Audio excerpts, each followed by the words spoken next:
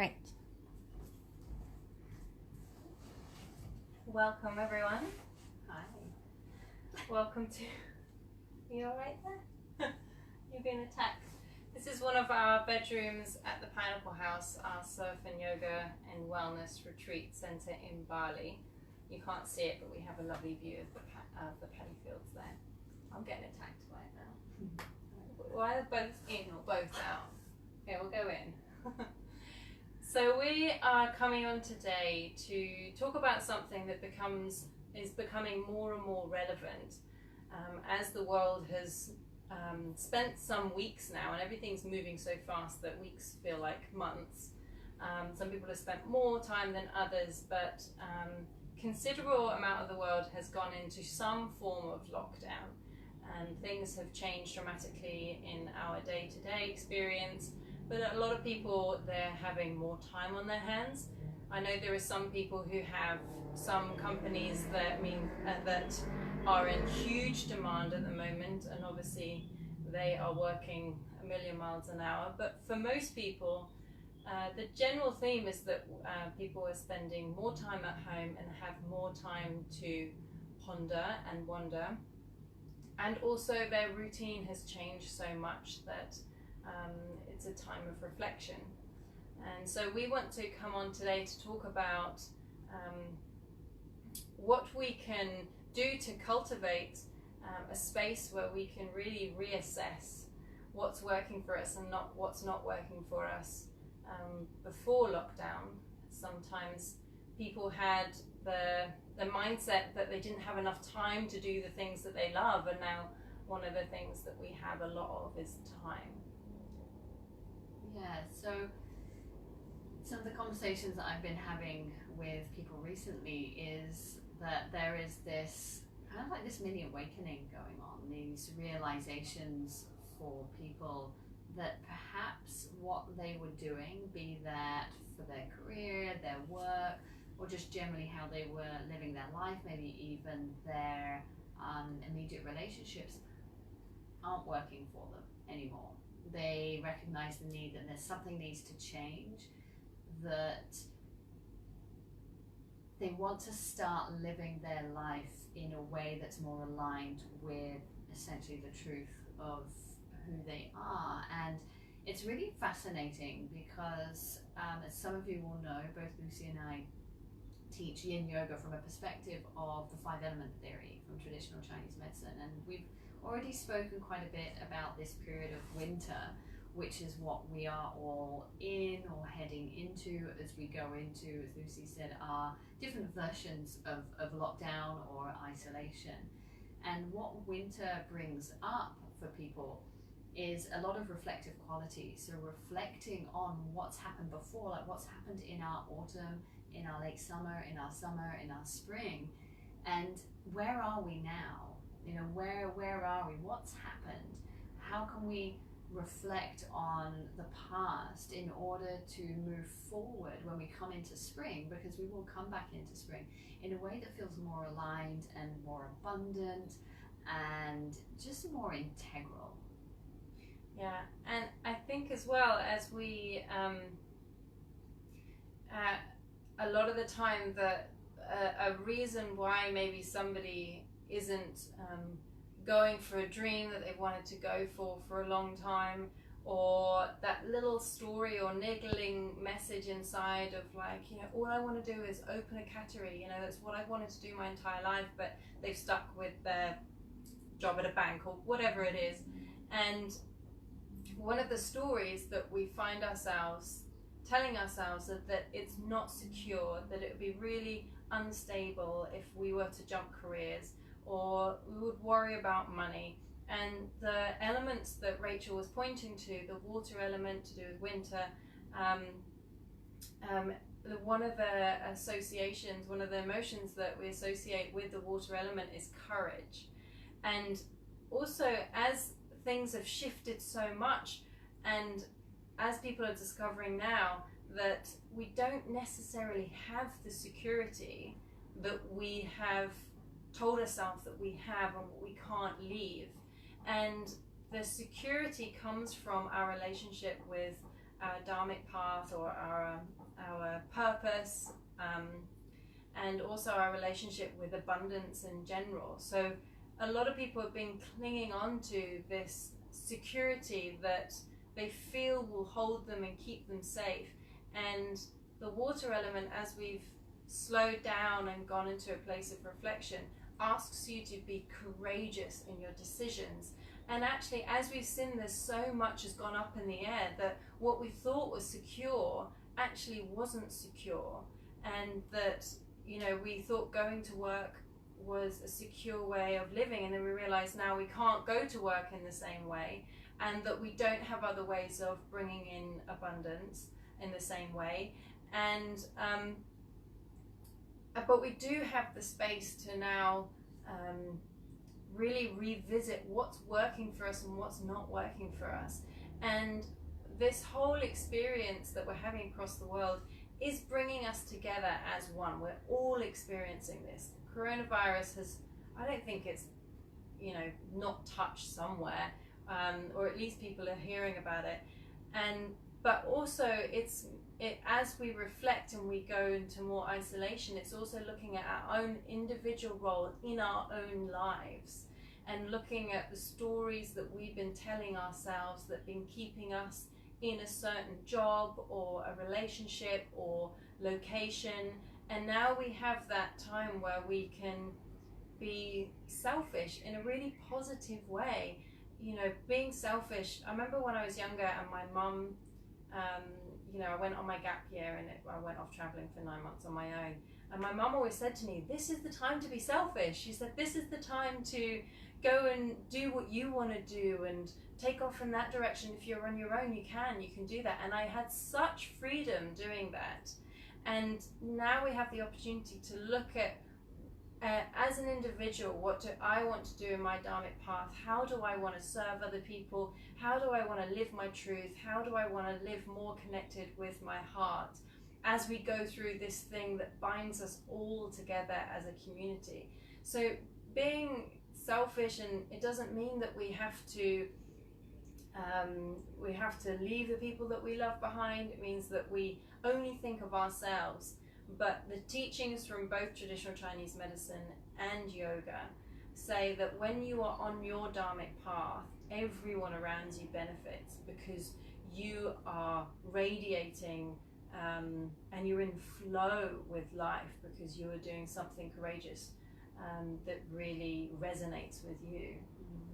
And I just going back to this idea of security and safety, which I think is a really important point to just highlight a little bit more, is, as Lucy mentioned, what we thought was secure and safe for a lot of people is no longer secure and safe, which leads to the conversation of there's actually no such thing as security and there's no such thing as safety. It's a mirage, like it's a paradigm, and that paradigm, and it was only ever a paradigm, it was only ever like a curtain and a veil, and that's gone for a lot of people, which is why so many people are kind of questioning everything, because that job, that career, like there will always be ... there'll always be a job in this, there'll always be a work in this, because for as long as we can look back, there has always been. And one of the analogies that I like to sort of ponder on is, you know, our houses, our homes. In a storm, our house is one of the safest places to be in, but in an earthquake, our house is suddenly the last place that you want to be in. So when we think of like, well, our house is always safe, well, no, it's not. It depends on the situation and the environment. And this can be a very unsettling pondering for people, because we've been brought up, most of us, to believe in the system, that there is a system of safety, that if we subscribe to it, everything's going to be okay, we'll be looked after. And that's not actually true. But the flip side of that, the good side of that, is that we then get to carve out what it is that we want and how we want to build safety and security within ourselves. Because at the end of the day, the only person that we can ever truly rely on is ourselves. And the stronger we make ourselves, the more resilient that we build ourselves, the more sure that we make ourselves of our Dharma. It doesn't matter what happens in the world. We know that we're on our path, okay? And we can have more viruses, we can have any kind of disaster, and we'll still be able to stay really, really true to our path. So it's an important time for us to reflect on these things. And these might be really big topics that you've perhaps not ever pondered before and feel really, really uncomfortable. And there might even be things coming up where you're just like, no, that's not true, that can't be true. And it's totally okay. And it's totally okay to be questioning absolutely everything, because this is really the time to question everything, to question, what is it that I've been doing? And maybe your reflection is, actually, I want to continue doing that. It's really cool, and I'm going to find another way or another path. But perhaps your questioning results in this real deep sense of like, there's something better for me. There's something that I know that I can do and be and put out into the world that is not only going to serve me on a higher level, but is going to serve everybody else that it touches. Yeah. I think what Rachel just said about, whether maybe in your reflections you see that what you're doing is the right thing for you, but to do it differently, or maybe it's that actually it's not, and you really want to use this opportunity to change everything is so poignant at the moment. And the main thing I think to remember, and I think is one of the things that we really slip up on and get taught, is that our path is only right for us and not for anyone else. Maybe it might be similar, but it's not going to be in the same way. So if you're someone that's doing something you absolutely love, but maybe you just find yourself, you've been too exhausted, or you've been, but neglecting something else that's in your life that's really important, and now you've got the time to go, okay, no, that's really important to me. How we're in this lucky position to go, how can I recreate the future now and do things differently? And it might be that it's a complete, career change. But the main thing to remember, I think, is that gut feeling, that inner message of what is right for you, is right for you, but it doesn't mean that it doesn't take courage every single time to follow that path. And I know Rachel and I have definitely had times in our lives where we've made huge leaps of faith with no idea what's going to be on the other side. We've both done that in fairly extreme ways, because we've both lived in multiple countries and left relationships and done things that have been massive shifts in our lives.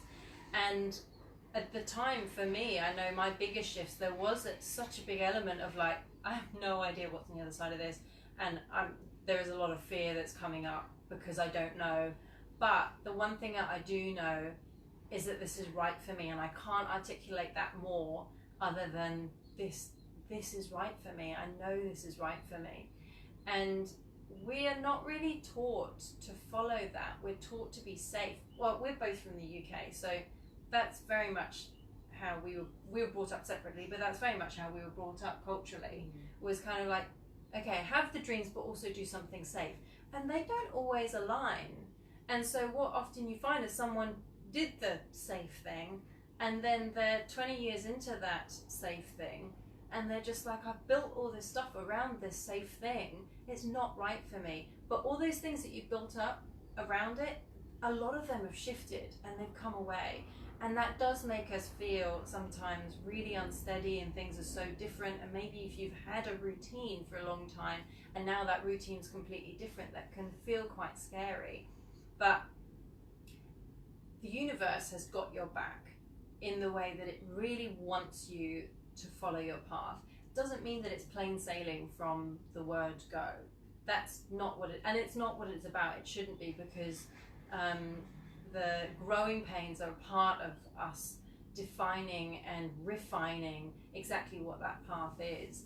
But the water element and the courage that is associated with water element is exactly what we need to tap into now if we feel that actually things haven't been how I've wanted them to be exactly. It might be a big thing, it might be a small thing, and I've got the courage, and I'm going to step into that place of fear to create something that I know is much more aligned with who I am as a person and what I want to do in this life, in this lifetime on this planet. And I really resonate with this whole idea that it's not necessarily easy. I've been in a few conversations recently where people have commented about, how do I know that I've found my path, or how do I know that I've found my calling in life? Like, should it be easy? And the answer is unfortunately not. It's not. It's a misconception that it should just be like all fluid and like woohoo. It's just like a, like a kind of a merry-go-round from here. It's not that. Okay, it's what it is it's the spark that really lights that fire of passion and drive and courage under your butt. So there will be ups and downs, there will be questions like, am I on the right path, is this right? But it's that real burning, like, I know the answer is yes, even when I get pushed up against these brick walls that seem almost like insurmountable. So don't mistake something that's hard or challenging for not being on your path, because that's how a lot of people end up like going away from their path, because they're like, well, it's too hard, it's obviously not my path. And also just coming back to this importance of winter, as Lucy and I have spoken about, like, we are in this kind of imposed winter at the moment, whether it's summer outside or not, we're all in this imposed winter where we're having to reflect and we're going inwards. And the reason why a lot of stuff is coming up for people in these realizations is that you're not so busy. When we're constantly busy and when we're like rushing from one job to the next, from one appointment to the next, to picking up our kids, to having coffee with someone, to answering our emails, to this, to this, to this, to speaking to our boss, to la la la la la la la la la la. There's so much noise. There's so much busyness, and it's just white noise. And when there's that constant like white noise that's going on in our life, when we don't have that time set aside in our day, every day, to just pause and sit, there's no way we can figure out what our dharma is, what our path is, what our purpose is, because that's really subtle messages and signals. And when we're busying ourselves and when we're sort of noising our head and our life, those signals get lost. Like, they're so far buried under all the gross noise and energy. So when we start to clear that out, whether it's because you start a practice of meditation or sitting in silence or whatever it is, or whether it's because you've gone into lockdown and a lot of that stuff's just been moved off the table, that's when we can start to like hear and see and feel those little messages that we might be like, what is that? Like, what is that thought that I've never had before? Where did that come from? Oh my God, I haven't thought about that since I was 15, right? And this is what I'm starting to see and to hear in conversations at the moment, is people, the rediscovering their passions. So allow that time. Don't get caught up into having to fill your time right at the moment, because it's a really important opportunity to awaken, like to really awaken to what it is that you're here to do. And I think that kind of doing, when we come from that doing rhythm, and then we have a bit of silence and like, okay, we need to do into a different direction. And it's about also having the courage to just reflect, and that might be journaling for some people, it might be taking the time to meditate or be in silence, as Rachel said, but having that courage to be still and just to allow it to come up, because we're so used to, if we want to get something, we go and get it, and we move in a linear line towards that thing.